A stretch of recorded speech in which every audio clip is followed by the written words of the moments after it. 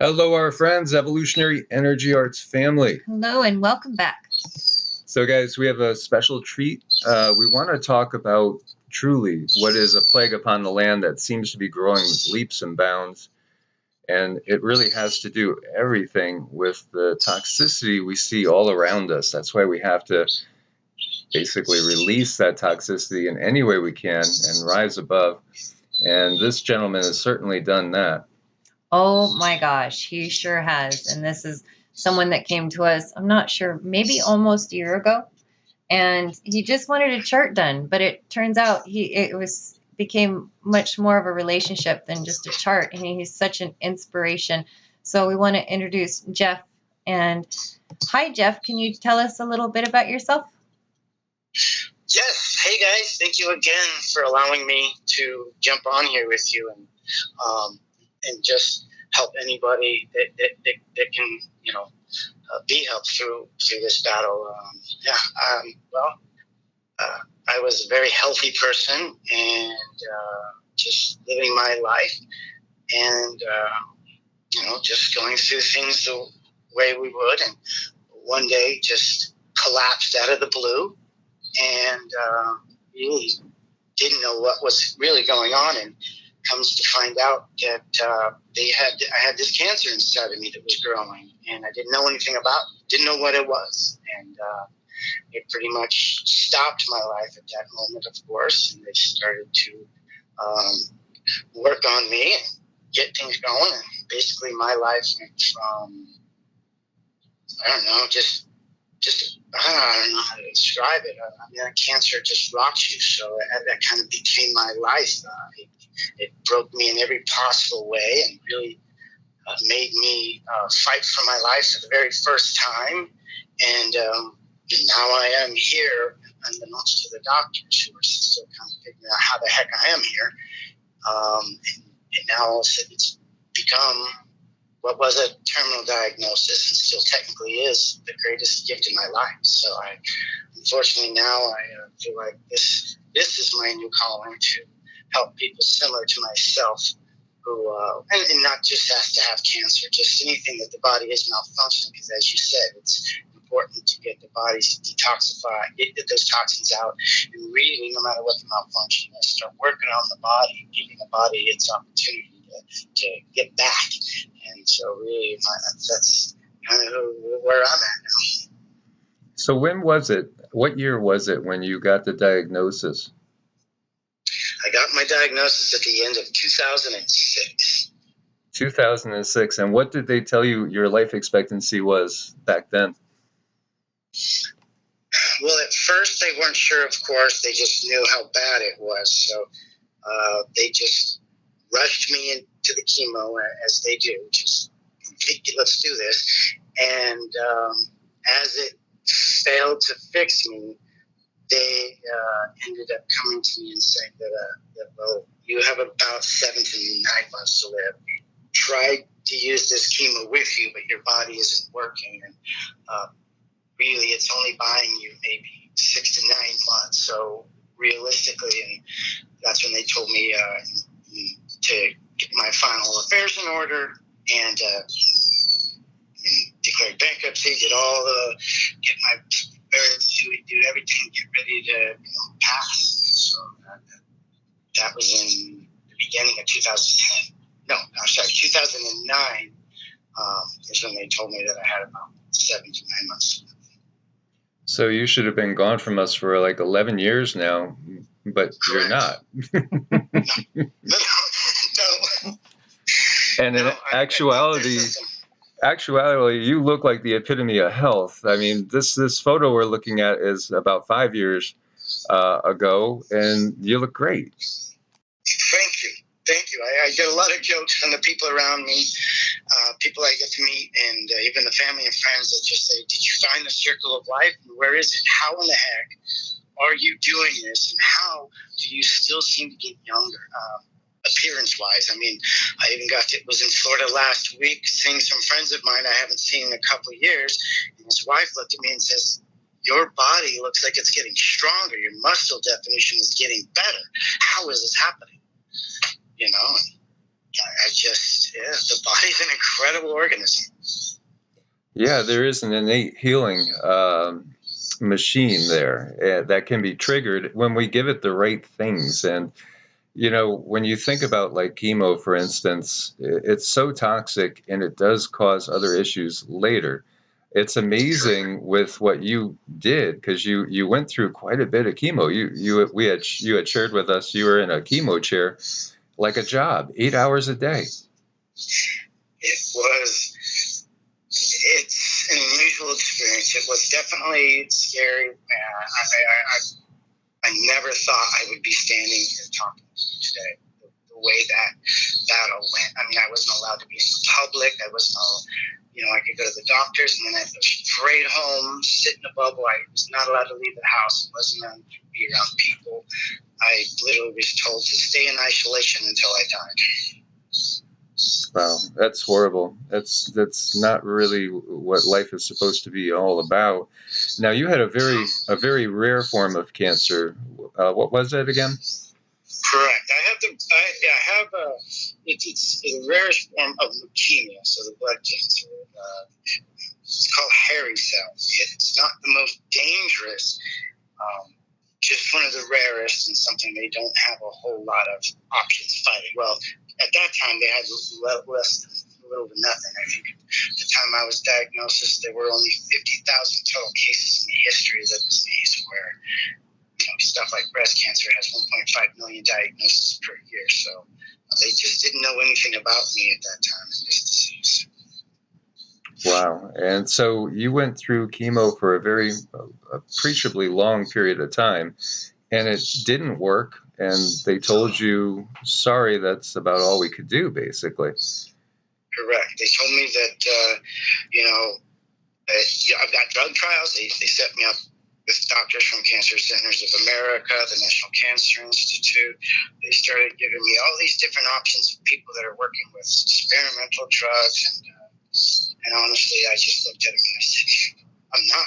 If I've got 7 and 9 months, I'm not going to be a guinea pig. I'm not going to sit in there away from my family and friends, which is already happening, but I'm not going to sit there in misery while you guys just try a bunch of drugs in hopes that one may work for someone. That was a dark moment. It took a lot to take it out of their hands and just, follow a more nutritious path. Yeah, and that's the thing. It's, taking your power back from these people that are very well intended. They definitely want to help. However, right. They don't have the right answers. So that's where it gets really, really scary, is stepping outside of the box and saying, I can do this a different way, and I can do it a better way. And that's something that you did.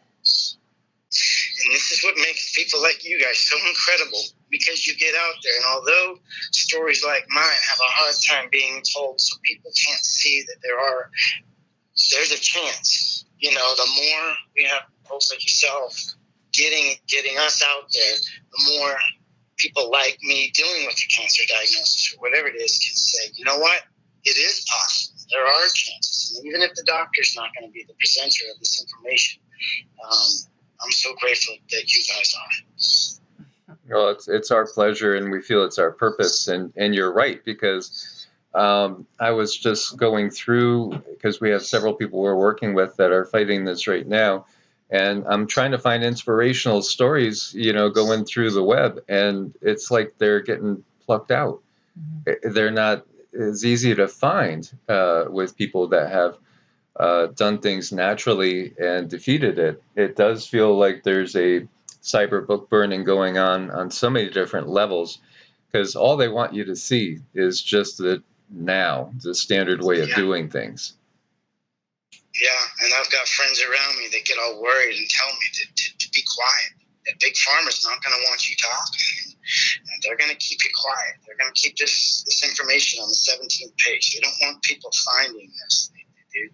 I couldn't agree with you more. So share with us the turning point and how you went about beating this. Well, I went for a test, a colonoscopy. they were trying to determine what was going on. And I just ran across somebody who reminded me of the importance of nutrition. And it sparked something in me the way he talked. He just said, you know, if you drink water and you focus on food and you start taking your body in a different direction, you can still make it out of this. And I didn't understand what he meant, but simply put, as I started to collapse, I had already started to look into what real nutrition meant, what it meant to, you know, treat your body as a temple and just give yourself life force, give yourself true energy, not just calories, open, empty, nothing calories, but to basically start eliminating the battles your body has to fight. And that way your resources are available for the few fights that you have. And so I really just started reading more and more about the power of eating for your body and drinking water as any other animal would do, you know, and the basic concept was, you know, hey, if you have a dog or an animal in your charge and it was eating and drinking the things that we do in a day and using the chemicals that we do in a day, in a month's time, what would happen to that other animal? It would probably end up becoming sick because ultimately you're giving it things that it's not meant to deal with. So it's probably going to possibly even create new problems and definitely not help you. So I really started taking this seriously and saying, okay, well, now I'm going to drink water. And that's it. I'm going to focus on food nutrition and really feed my cells. And I thought it was odd that when I would go to the doctors, they wouldn't help me with this information. And I thought it was valuable. So I just started focusing on eating correctly, drinking water, and eliminating a lot of the other stuff, fasting, and eliminating how much my body is working, giving it time to rest, detoxifying. You know, I met my wife during this battle, and she helped to remind me the importance of detoxifying, that you're also filled with this stuff. So as you are putting good stuff in your body, you want to still purge that bad stuff out so you continue to streamline that body and basically get it to where you're not adding anything to what you're dealing with. You're just cleaning up the body and basically cutting down the amount of fights your body has to fight so that its resources can focus on what it really needs to focus on. And that seemed to be my turning point. That's awesome. That's exactly what, you know, we believe has to be done. You know, you have to attack it in that way. You have to allow the body time to detox, time to purge autophagy, you know, get rid of those cells that are dead or deceased. And those are the first ones that get broken down when we do fasting, both intermittent and prolonged fasting. And then again, flooding the cells with nutrients. That's the other thing. Then it's what you take in. You know, and if you're listening to them, you know, the professionals, they'll recommend things that the number one ingredient, it's high fructose corn syrup. And that's just insanity. It blew me away. And if I get emotional, I'm sorry, but it blew me away that no matter who I asked in the medical world about nutrition, they didn't care. They didn't value it. No one really, they did think I was crazy that I would take this route. But I thought it was crazy that they didn't help with more information to help me expand on this idea of nutrition so I could get better. I can't believe it felt like I was fighting the doctors with this. And that scares me because that tells me that a lot of us out there fighting illnesses, this is one of our biggest battles. And that's, I'm sorry to say, the doctors and the lack of information they have to help us to nourish the body and to truly create a body that can fight. Yeah, the amount of time that they're given to study and go deep on nutrition is just so minuscule compared to understanding everything going on with the big, you know, PHARMA, understanding they even have quotas that they have to hit. And it's crazy. The reps that work for these big companies can make insane amounts of money. And again, and I've seen it, because I've been in that industry too, the whining, the dining, all the different things that you could accrue. It's all basically, it's part of the way the system runs, part of the massive profits that we see, and it's really at the expense of the things that don't cost a lot of money that really will make a difference, such as like what you said, stop buying the soda pop and just drink, distilled water, add some minerals to it.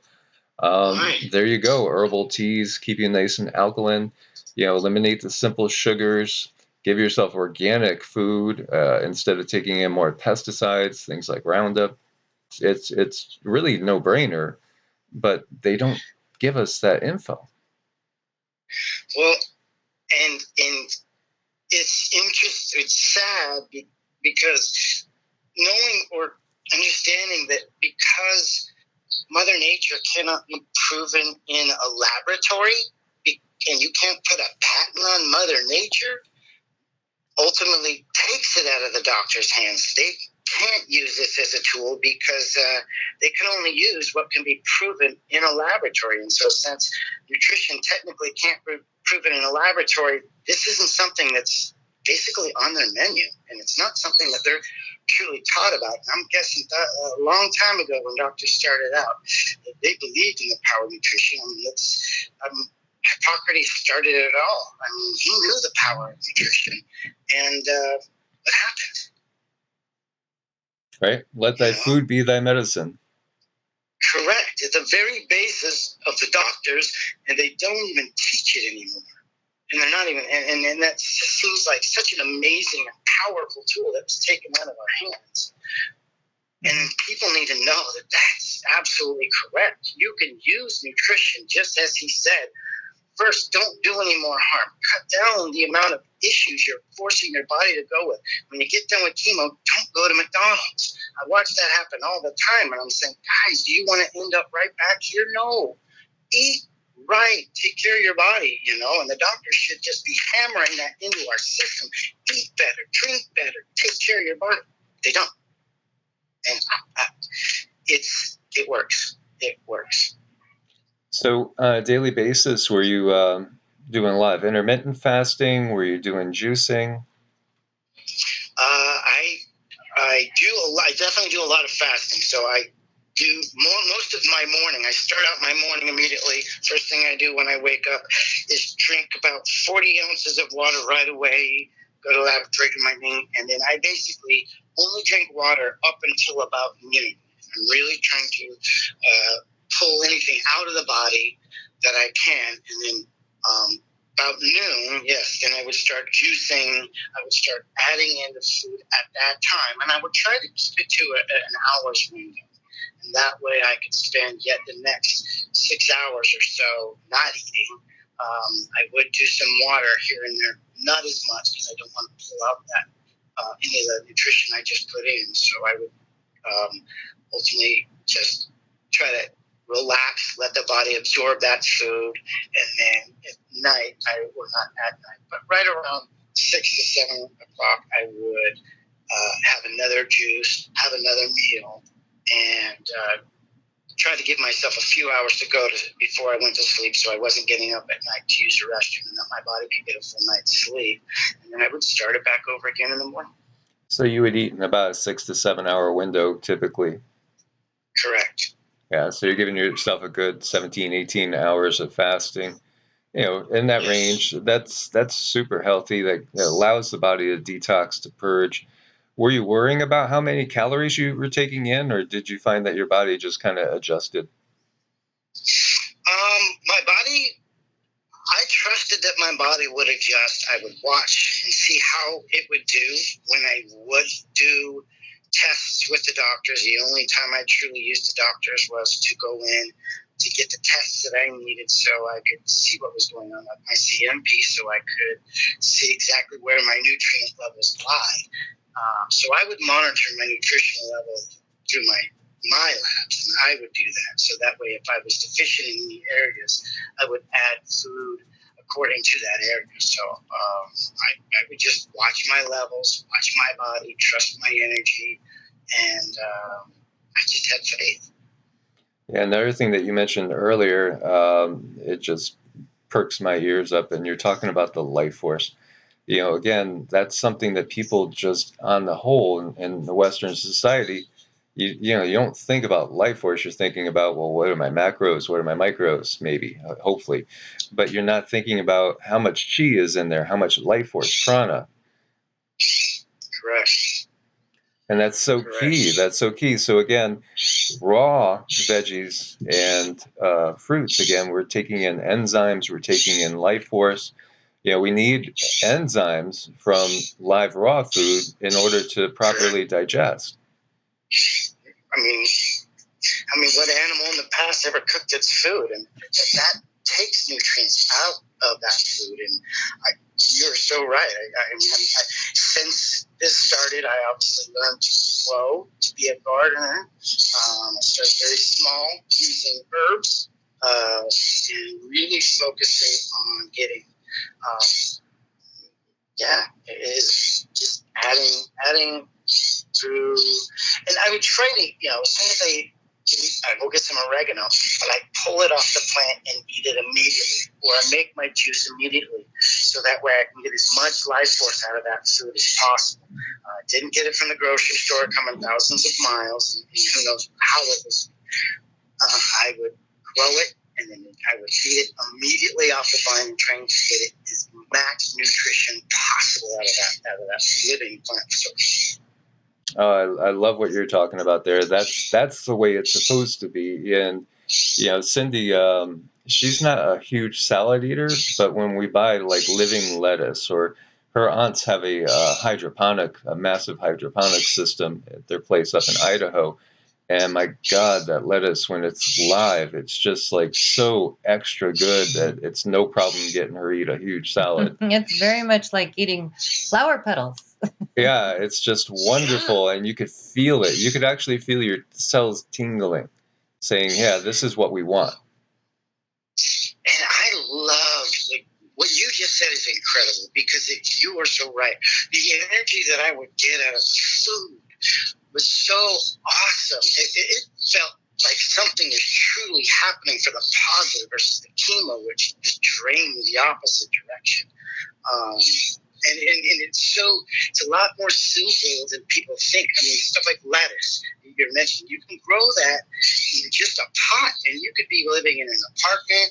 You may not have a big yard, but you don't have to have full ground. You can grow stuff like that in a pot. Same thing with herbs, the oreganos, the thymes, rosemary, basil. All these things can be done in a small footprint, so you can still grow your food even if you don't have a farm to work with. You can start small and then grow as you have the opportunity, or go vertical. I mean, it's not super difficult to get started growing live food.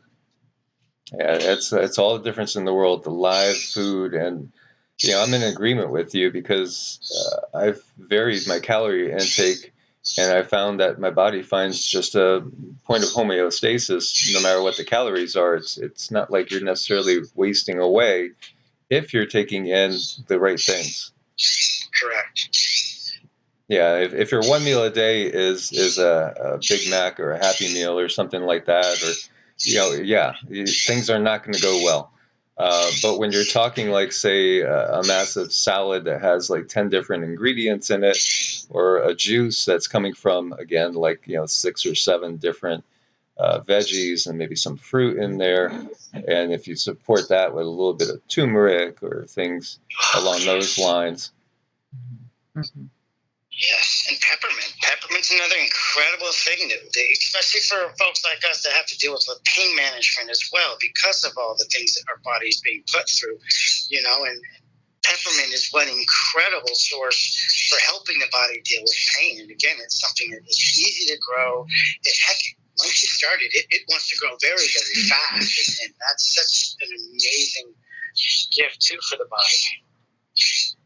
I never knew that about peppermint, and that is such a good thing to know, because it makes me want to go start. I know that peppermint, once it takes root, it does grow really, really well. But that's a really good thing to know. Something as simple as peppermint. Yeah, it has a lot of other uses too. Yeah, and there's some fun forms. You got peppermint, you got spearmint, you got whatever. You even got a really fun one called chocolate mint. And I wouldn't have known any of this stuff if it wasn't for my cancer battle. Taught me to start focusing on nutrition, and now I'm finding some really fun foods to work with. And so, even as the food shortage is going on right now, hey, cool. That's okay with me because I have been adding to the backyard, adding to my food supply, and having a fun time with it. So, learning and discovering so many new variations of foods that I just never knew about. Mm-hmm. You had touched on the fact that the treatments are very, very expensive. And yes. You had touched on, declaring bankruptcy and going through financial hardship.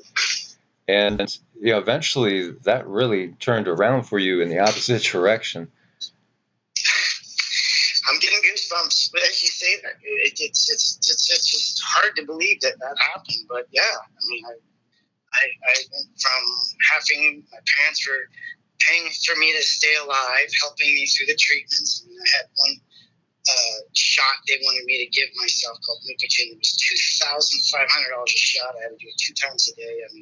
I was just getting bled of money. And then eventually, yes, I had to declare bankruptcy and just nothing. And now all of a sudden, ever since then, as I've gotten healthier, my financial fortunes have turned, and all of a sudden now I find myself in a situation where I have more resources than I ever had before this happened, and so I've done a complete 180.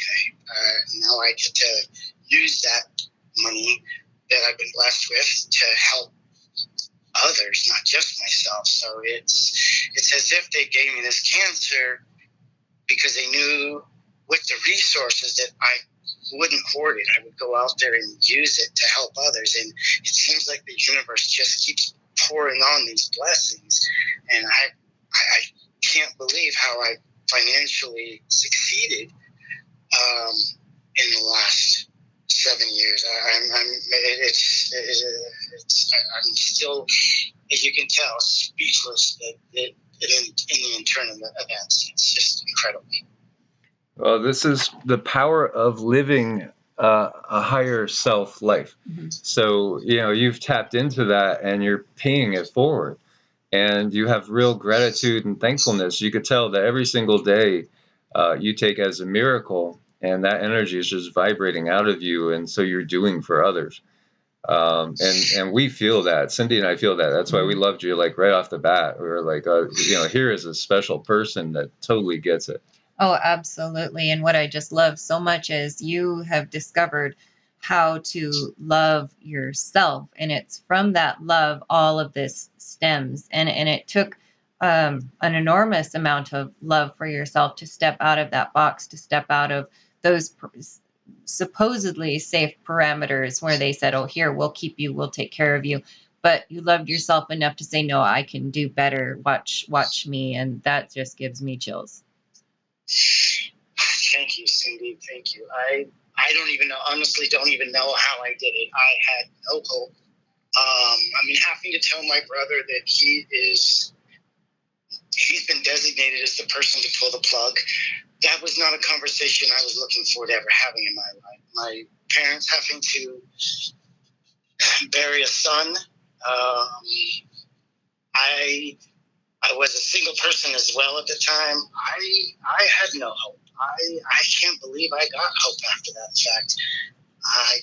I'm still blown away on that I was able to turn it around and to get hope back. That's beautiful. That's beautiful. And again, that's being in perfect alignment and following through with the higher self's purpose for this particular life. So I have to ask you, knowing what you now know, did you feel like you had to do the chemo and you would do it again because that's what brought you to kind of like a rock bottom point? Or do you feel like you probably would have recovered a lot quicker if you had never done that? I believe at this point, knowing what I know, that if I hadn't done chemo, then things would have turned for me a lot sooner. I wouldn't have to work so hard trying to eliminate the problems created from chemo itself. Chemo never solved my cancer. What it did was give me a lot more things to fight. And that's what I spent most of my time fighting, was a lot of the issues created from chemo. So if I knew now what I know, I knew then what I know now, I would not have gone into chemo. I just didn't know any better then. And I guess that's, so now I there's no way. But at the same time, when I shook him, I said, no more chemo. This obviously isn't the solution that works. But it took the battle to find out, to figure that out, unfortunately. But I think, again, that's why I got to go through this, because this way other people can see through me that, guess what? You didn't need chemo. They gave me a ticking time. I was done.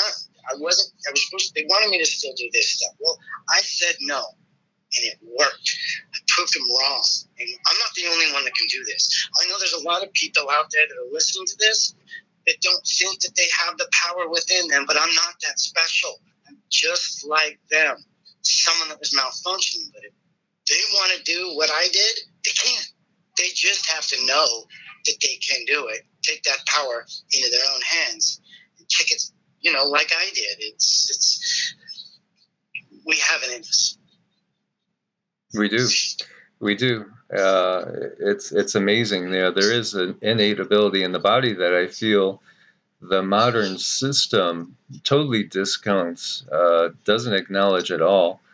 And unfortunately, it feels like so much of it's just simply about profits and control. Yeah, absolutely is. And we're their guinea pig? I don't know if that's even the right term. In many ways, we are. And, one other component to this, I was kind of curious with you. One other thing that's really important is our support group. And what if those around us are supporting us and they do believe in the chemo and they want us to go that route because they feel it's the safe route? But again, they're well-meaning. They love us. They're just afraid. How did that work in your life? Well, a lot of them didn't like the fact that I told the doctors to stay away from me. That I wasn't going to let them do this anymore.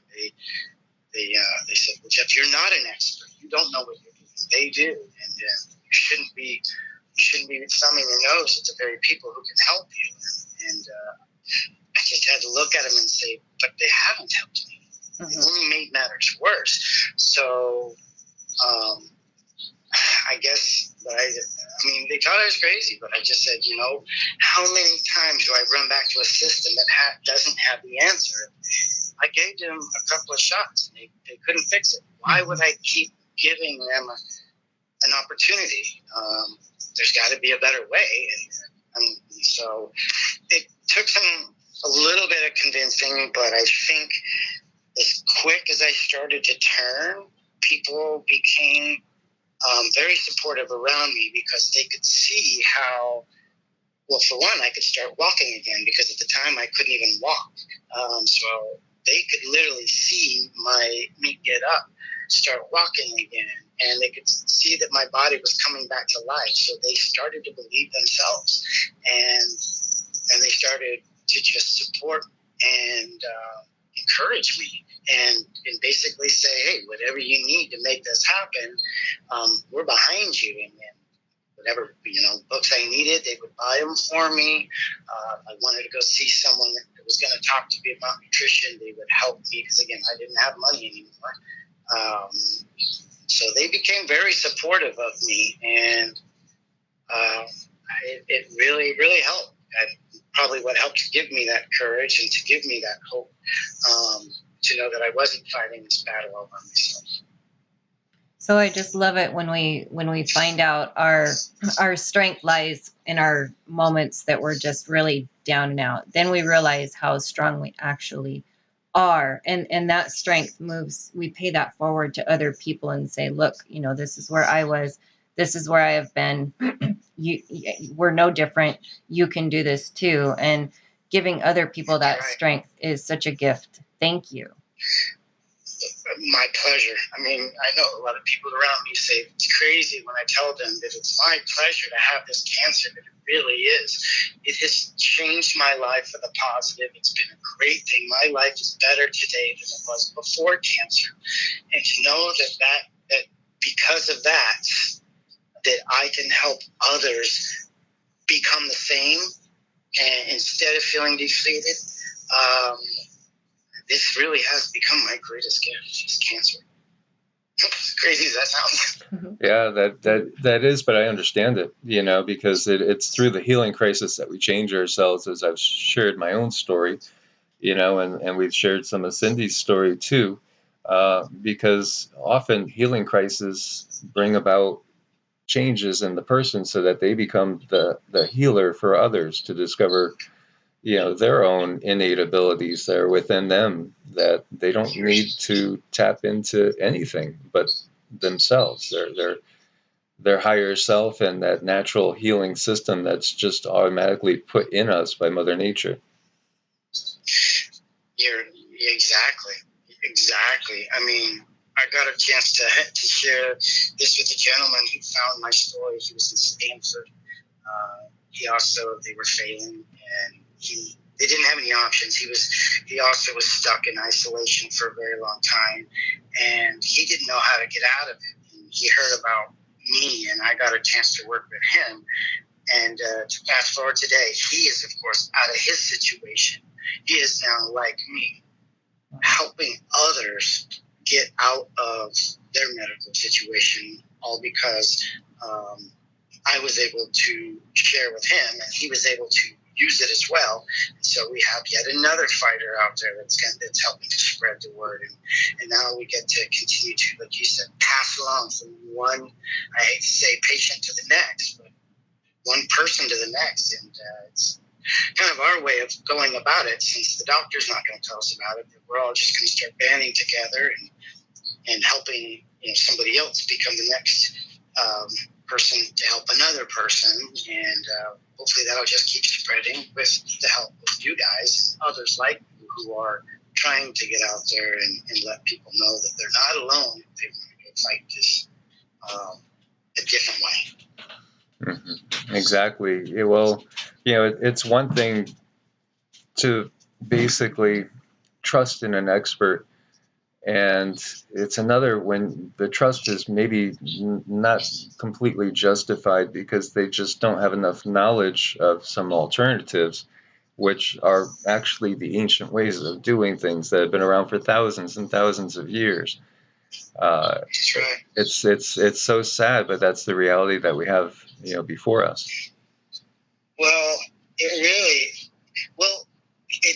really is sad. The neat thing about the technology now with the internet is now we can go out there and find that this information is out there, that this really does help. I was able to go to other countries where they still believe in the power of the nutrition, and so I was able to learn from them in spite of the fact that it's not being taught here. And because I was able to seek it out on the internet and find out that this is a possible path, there's countries all over the world that believe that food, it starts with food, it starts with your body, it starts with the earth, it starts with everything that we've had, and there are people putting it to work. Not so much here in America, where PHARMI is unfortunately the dominating factor, but there's actually a lot of countries out there that they know that this is the best way to go about arming your body. And it's not a lost secret, just maybe in this country. Yeah, it is. And by the way, it's like 3 years in a row, the life expectancy has decreased. Yeah. And of course, the healthcare system is one of the most, if not the most, expensive at the same time. And that's just big stats that they're just right there. Keeps going up every single year, more and more. They're making more money, and people need to realize that if they're making more money off of us, then their way isn't working. At least not for us. It's working for them. Yes. It's not working for us, or that number would be changing. And no imagine if imagine if doctors were responsible for our medical bills. I'm guessing that their information would change. But until that happens, and they just keep making more and more money off of our misery, if you might say, it's going to be hard for that trend to change. Very true. Well, thanks so much for sharing your story. You're very inspirational, and it does seem like every time we talk to you or take a look at a photo, you're getting younger. It does. Thank you. It's incredible. I feel so great. I feel so awesome. I can't believe the vibrancy in my life. I didn't have this beforehand. So again, this is definitely a powerful tool that we all have. So if anybody out there's listening, and they want to try this for themselves, there's amazing days to follow. There is, most definitely. And we're so happy that you've been able to share this with us and, share hope with others out there, because that really has to get out there, that there are alternatives out there. You don't have to just blindly trust. You can do your own research, get out there and do your research, and, maybe invest in a few good books before the grid goes down. Yeah. On things like this, or before the info gets purged, because, most definitely, those things are going on as well. So thanks so much, Jeff, and thank everybody out there for their support on Ko-Fi and Patreon. We couldn't do it without you guys. Check out Medicinal Foods too. There's a link on our videos now that can help you as well supplement things. God bless and namaste. Namaste.